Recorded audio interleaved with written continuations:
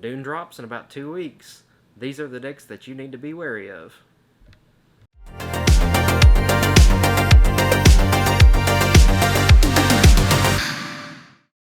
What's going on, fellow tryhards? It's Tom with Tryhard Gaming, bringing you a brand new video. Today we're going to go over some of the new anticipated decks and cards for the Newest Set Duelist Nexus. And with me today, I'm going to be going over some of these cards with my buddy Aaron, or Old Man Higgins. What's going on, everybody? Thanks for having me on, Tom. I'm definitely excited to kind of go over some of these because this pack's kind of a banger coming up here, huh? Yeah, man. There's a lot of wild cards and a lot of wild decks. What are some of the decks that you think that are going to be pretty impactful for this new set? I think one of the ones that's going to bring the biggest smile to your face, probably agreeing from ear to ear, is definitely going to be the Vanadium. Absolutely. Because I definitely think Vanadium is going to probably reach its rank into the tier 1 with this support that's coming out for sure. Definitely. Yeah, one of the main things that that I've seen so far is they have several new synchros that they can use. They've got the new Vanadium Tuner card, Vanadium Trid, or I don't know what it's going to be translated into whenever it comes into the TCG, but I know that's one of the main cards that a lot of people seem to like because it can search not just another version of itself, it can search any Vanadium Tuner in the entire deck. So that, and then there you have the new Visas was it Aratama? Let me see. I got it here. Amritara. Visas Amritara. So this card, for those who don't know, is it only requires 1+ tuner and 1 light monster. So it doesn't specify on that it has to be a tuner or a non-tuner. You just need 1 tuner and 1 light monster. So it being a level 8, you can fuse off Visas, and you can you could synchro off Visas and any of the Vanadium tuners as long as they're level 2, which is really, really good for this deck. And it lets you add any spell or trap that mentions Visas Starfrost as well. So I know one of the few things I don't like about the fact though with Vanadium reaching back into tier 1 is it's probably going to shift us back into more of like a hand trap format. Like if that deck hits tier 1 and it starts popping off and topping all these events, like every deck in the world is going to start main decking Droll again. Like it's just like you flip the switch overnight. We're back in Droll format once again. That's something that I've noticed a lot too. Is with this format, I've noticed a lot of people on Dueling Books and on Dueling Nexus. If they're playing the Duelist Nexus set, Post Dune, all those kind of cards, they're mainboarding the 3 Trouble again. And to me, that's kind of scary because I'm not a big fan of the Lingering Floodgate hand traps like Shift. Like I play Shifter because it's probably the best card you could be running in Cash right now because it shuts down 90% of the decks in the meta. Which it applies to the Pearly as well, like the way they play out. Like Droll's going to be pretty impactful, and then even like the Kaijus, I think we're going to see somewhat of a shift away from the board breakers, especially with Pearly popping off. Like they're just not going to be as impactful. Yeah, and that actually leads me into one of the other decks that's getting more support in this set is Pearly. They showed out pretty good in the recent World Championship qualifier as well. I think they had one player that made 7th in the top 8, and they had Pack, I think, was in top 32. I believe so, yeah. Like he just started playing that again, like picking it up, I think. He just popped off with it. Well, in this set, they get a new, I think it's Pearly Noir. They get it's another level 2, and it bounces. I think if it has a certain attachment to it, it bounces 2 cards instead of 1. It spins back, which is really solid for that deck. And then they have a new trap that you target one of your XYZ monsters or another Pearly monster, or another Pearly XYZ monster, and then special level 1 Pearly from deck, and immediately XYZ into another Pearly card. Because I think the new Exceeds, it gets a bonus effect if you have Sleepy Memory under it. I think like it lets you. Is that right? It lets you pop 2 cards. Yeah, it's pretty nice. Like honestly. What do you think about the new illusions that are coming out? It's like a retrain of the old Chimera, the Mythical Beasts, all all those kind of cards and some of the new effects of those. Well, I think any retrain makes me a happy boy. There's so many cool archetypes, even art styles, from back in the day that these cards have not seen the light of day, from somebody's collection, in like a decade at this point. So like any type of retrain, like I'm here for it. Like bring them back, and I think they're interesting. Like we had talked about earlier, they're going to have kind of a unique play style to them. I think we need more things in the game right now that rely on just cards in the main deck. Your bosses are in the main deck, like your Rescue Ace and your Vanquish Soul tops like that. Like I want to see more stuff like that for sure.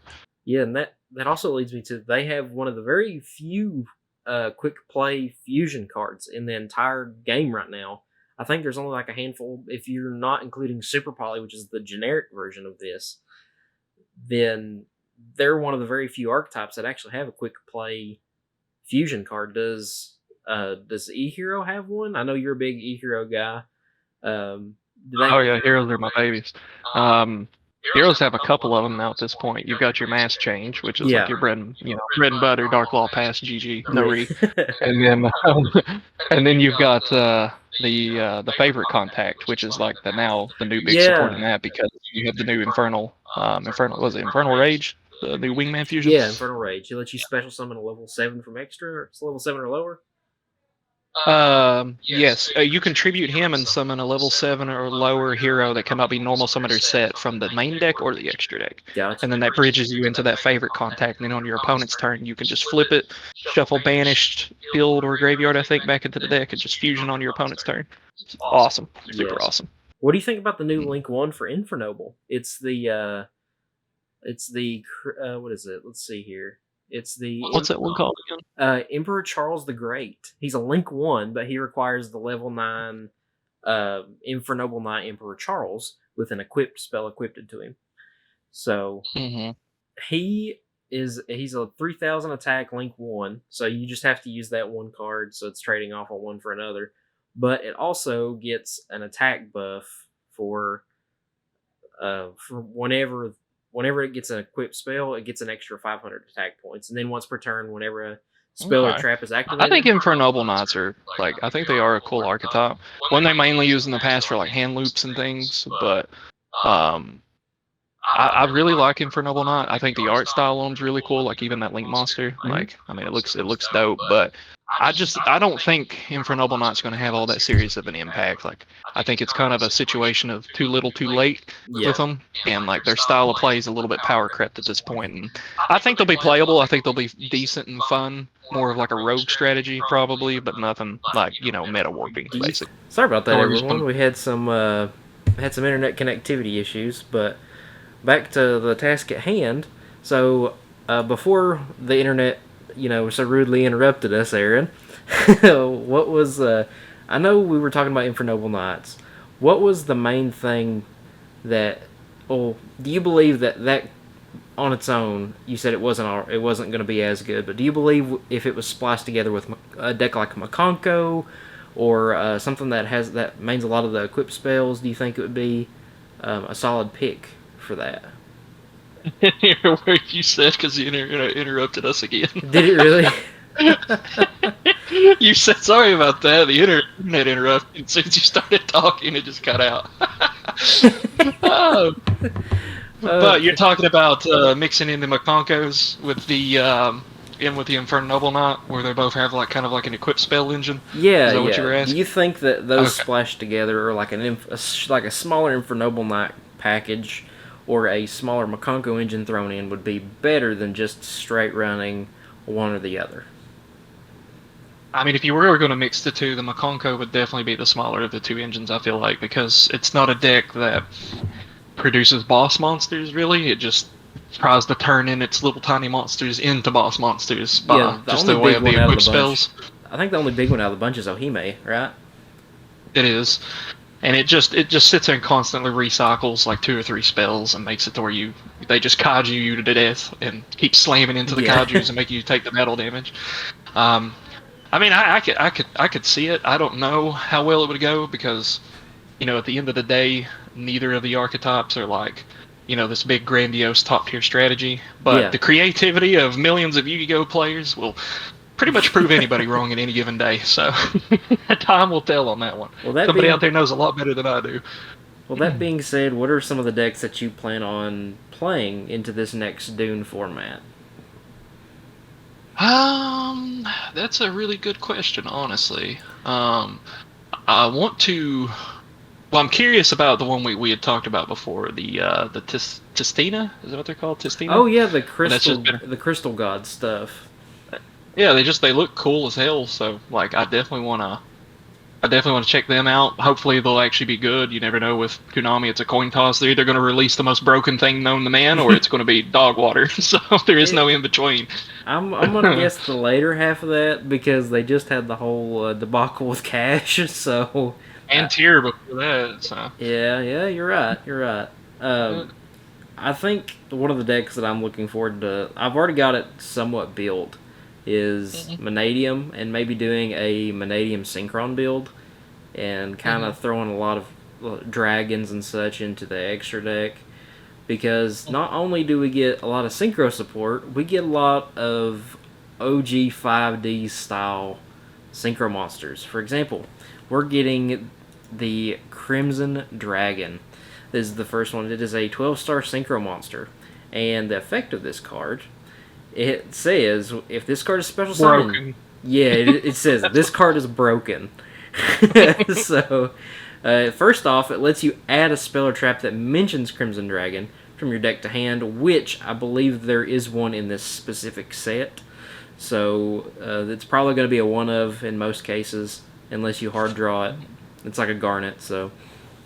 But it also has a quick effect where you can target one level 7 or higher synchro monster on the field and return Crimson Dragon to the extra deck, and if you do, special summon one Dragon synchro monster from your extra deck with the exact same level as the targeted monster.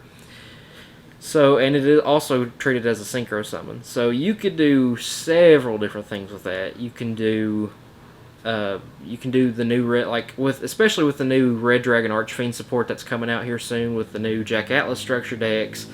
There's going to be a new I believe there's going to be a new Red Dragon Archfiend synchro. So this is going to play a big part around playing around summoning conditions for the most part, or summoning requirements. So this will be another card to play with. I'm over here drooling at the mouth right now. Like, I'm just going to cheese. I've got multiple ways to cheese Stardust out of the extra deck now. Like, we're bringing back Stardust deck. Assault mode. Let's get it. Assault Synchron, dude. Tuning. Like, it's all coming together with this stuff. And have you looked into Adventurer Synchron yet? Like the Adventure Synchro decks? I haven't myself, but yesterday when I went over to my brother-in-law Gino's house, and I had a couple buddies over, and shout out to Gino and Jeremy and Cade and all of them. For one thing, Gino had a Formula Synchron for trade, so that is definitely going to go into one of my decks. Probably going to go into the Synchro deck I'm building, because I don't have many Synchro Tuner monsters, and that's usually the one that most people go for. So need the TG cards.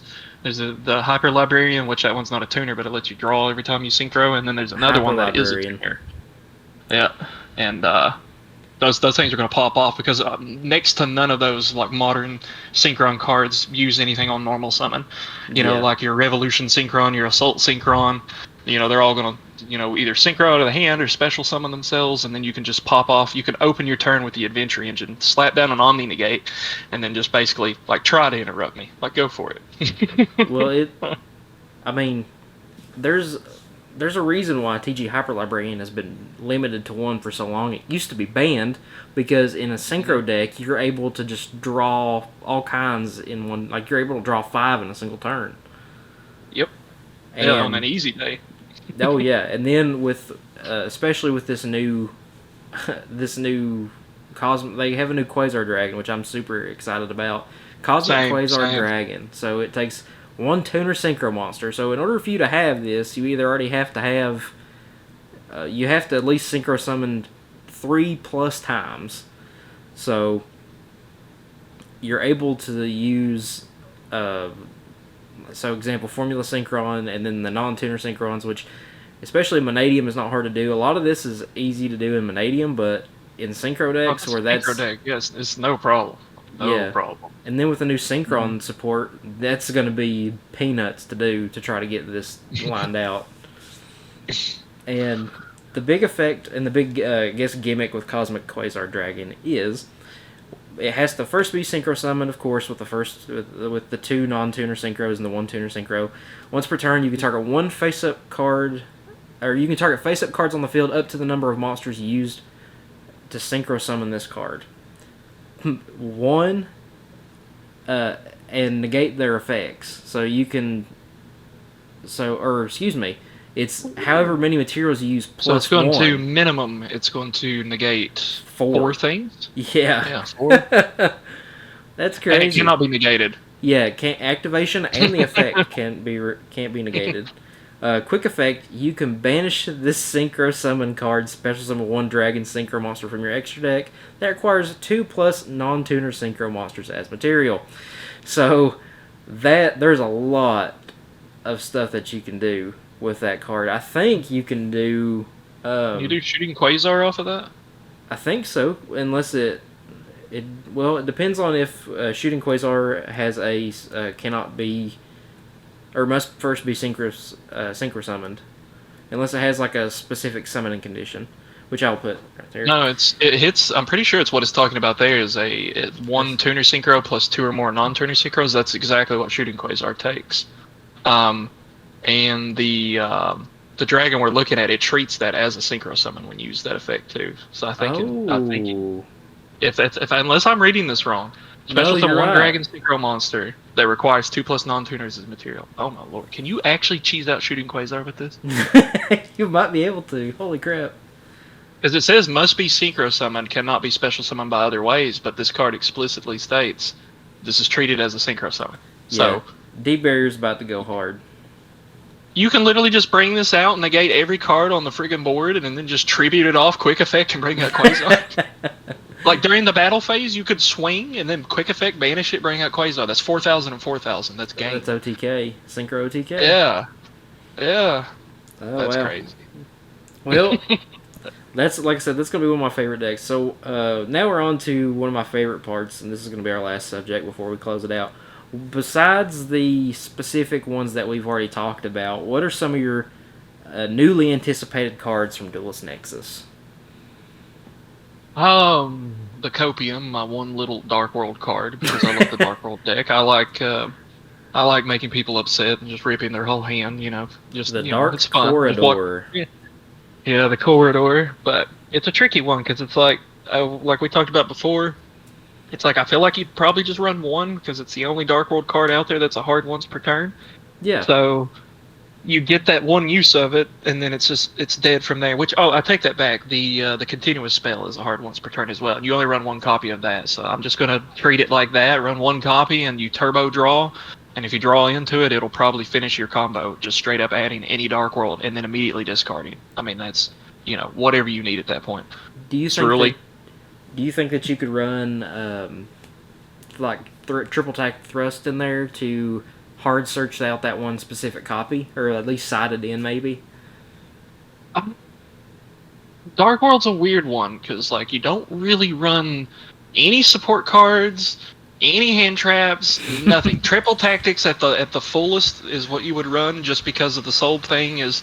You run 3 copies of triple tack just to rip that last card out of their hand, because if you use Cerulean's effect, it activates on their field, therefore your opponent has activated a monster effect. That's right. So you can just drop triple tack on them and just pop off. But thrust, possibly in the side deck, just for the sake of searching board breakers if you know you're going again. Yep.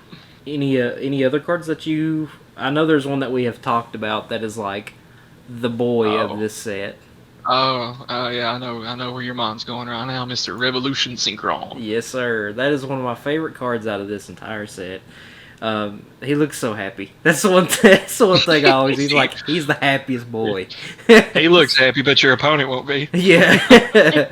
So, big effect of Revolution Synchron is if you synchro summon a power tool monster or a level 7 or 8 dragon monster, this card in your hand can also be used as material. So, you can only use this effect once per turn. if you control a level 7 or higher synchro monster, while this card is in your graveyard, you can send the top card of your deck to the graveyard, and if you do, special summon this card, and it becomes level 1. So the recyclability of this card is what's going to make this card so impactful in the meta. I think it's currently being used in quite a few decks in the OCG as well, because it is just doing so much for a lot of these synchro-based decks. It's going to get limited on the next ban list. You wait and see. You think so? This thing's going to come out. It's going to come out and it's going to enjoy a whole month and a half of play, and then they're probably going to put it at 1 because there's a lot of potential with cards like this because it's basically just going to cheat. At the minimum, this card by just how the text is wrote, it's going to cheese you out 2 different synchro monsters because you'll use it from hand. You'll bring out you could literally just bring out a 7, bring it back from the graveyard, make it level 1, and then go into an 8. So you can bridge with a level 7, or vice versa. You could go 8 and then into 9. Well, so it's going to allow you to bridge effects.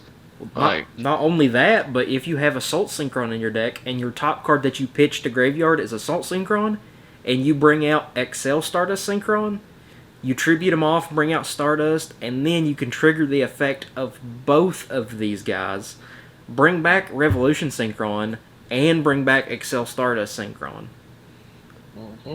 So you'll have so much board advantage with this. The only issue is, unless you already have Nib on the field, or not Nib, if you've already got Baron on the field, then you play really hard into Nib. But usually with these decks, you're able to get this off fairly quick. I mean, usually you can bring out Excel and then go into Baron well before you hard commit to this. Yeah, it's like stuff. 3 summons maybe, if that. Or the Adventure Engine. If you go Adventure Synchron, you open up your play, Water Enchantress or Rod of Aresmere, put an Omni Negate up, continue. Yeah. And I think one of the last cards that I kind of want to go over is a personal favorite of mine. I don't play the deck as of right now until August 11th when we get the new Volcanic support. But one of my new favorite cards in this set is the new Runic Fusion. The new horse. Let me see what the name of him is right quick. Fusion. I didn't realize there was a new Runic Fusion coming up. Yeah. So one of the main things that it does is it's actually board removal. So. Really? Yes. It's Sleipnir. Sleipnir. So it is a level 9 Light Beast Fusion effect monster. 1500 attack, 1500 defense. Requires 2 runic monsters to fuse, which you're not using that effect. You don't need to worry about it. You've got the Runic Tip, you've got Slumber, you've got all these other ones that let you special summon into the extra monster zone. So if you're not going into Hugin and you've already got your Fountain in hand, then this is a really good option too. What it does is you can use each effect once per turn. During your main phase or your opponent's battle phase, quick effect, you can target one face-up monster that they control, banish it and this card until the end phase. Effect 2 is if your opponent adds a card from their deck to the hand, you can special summon 1 runic token. It's a fairy, light level 4, 1500 attack, 1500 defense in attack position. So this is going to be, it's very toolboxy to me. I think you're mainly going to be using it for that first effect rather than the second effect. You can use it for the second effect just to have some board advantage if it doesn't get popped. You'll bring the second effect is to bring that out and then banish that and your opponent's monsters. That way you can keep your fusion. Well, it has to banish itself in order to get this effect. Oh, but it's any face-up monster. Oh, yeah. My bad. Oh, you're good. Yeah, that's. I think it'll be pretty. I think it'll be pretty wild. I mean, it's still toolbox. It reminds me of a Omega at home. So, because it's only until the end phase, and I think, what is it? He brings them back in the standby, right? Omega brings stuff back in the standby. Oh yeah, it's standby. So. That's I think that's probably one of the new slept-on cards that not a whole lot of people have been talking about. And same thing with Wheel Synchron. Wheel Synchron is a new level 5 Synchro monster, especially for the Synchro pile that's going to be coming out. It lets you have an additional normal summon, level 4 or lower, and it locks you, after you do that, it locks you into Synchro monsters for the rest of the turn. Whoop-de-doo. It's a Synchron deck, of course it's going to do that, and it's not going to matter. If you run it Manadium, you're going to have to do that next to last, pretty much, because you do all your link play. But other than that, I think that's most of the cards that I would like to go over today. Is there anything else that you have, like finishing comments for the new set? Anything else that you might be looking forward to? I was thinking that fusion card we were just talking about, though. That thing, it'll probably be really good in like the Sprite variants and stuff of Runic, because you could leave your board with like that, you know. So that way it's just another form of interruption in the battle phase. Like, the whole cheeky move of go battle phase, I'm going to swing over your IP Masquerena. It's like, well, no, you're not. That's not happening anymore, Yeah. I'm just gonna banish your guy if you try that. Like, so no more just normal summon anything in the deck and try to swing over IP, just get an interruption out of the way. It's just gonna add that extra little layer of interaction there that's gonna be hyper annoying for people to have to deal with. For sure. But the set as a whole, I think it's gonna be a wild time here in the next 2 weeks when that releases. I'm looking forward to trying out some Rescue Ace, see where Vanquish Soul ends up on all of this, because I really, really, really like Vanquish Soul. But I'm excited for the pack. I think it's gonna be a lot of fun. Ultimately, I still think Cash is gonna be the best deck, but it's gonna be a lot of variety, I feel like. Well, I mean, we still have the YCS that we're going to in October, which is going to be Indiana, correct? Indianapolis, Indiana. Yep. Yep. So we're gonna do it for Dale. Yeah, buddy. We're gonna have to do some. Well, first and foremost, we're gonna have to figure out what gets hit on the next ban list. So depending on, I know they'll probably drop a ban list before that YCS, because this will be one of the first big YCS events for the new format. Yeah, I'd say we'll have like 3 weeks to prepare, something like that. It'll probably hit towards the end of September, maybe. Probably have about 3 weeks or so to prepare for it, which, I mean, that should be enough, because I don't foresee the most crazy things happening in the world. I think Cash will most likely get hit, and then they might tune Pearly more than likely, because Pearly's gonna be crazy. So they'll probably tune Pearly. You know they have to. Like if Cash does not get hit, they need to hit, for one thing. They need to hit D Shifter and they need to hit Eradicator. Oh yeah, just ban it, take it out back and shoot it. But, I'm so sick and tired of losing you because you drop Shifter on me. But man, yeah, I mean it's an overpowered card for this, especially for this meta, man. It's just, you already have so many Macrocosmos, and like the deck doesn't need to run Macrocosmos, but it could. Like it's in there because there's not a whole lot of people running back row removal. It's like you don't really even need to run anything else. Like if D Shifter gets hit, then Macrocosmos is probably going to come in, or another card that's on the sideboard is going to be main boarded. I mean, I definitely could see that. Probably Necro Valley, to be honest. Necro Valley would be a big one. Out my Kashtira, well, you took my Rise Heart out, but now you still have to deal with a Necro Valley. Yeah. Yeah, have fun with that. Good luck. But guys, I believe that's going to be it for this video. Let me know in the comments. Leave a like, comment, let me know what you think about the set. What cards are you looking forward to? What do you think are going to be some sleeper cards in this set? And don't forget to hit that subscribe button, hit that notification bell. Guys, my name is Tom from Tricard Games, and this is my buddy Aaron. We'll see you next time. Subscribe for Dale. Yeah, and we'll see you next time, guys.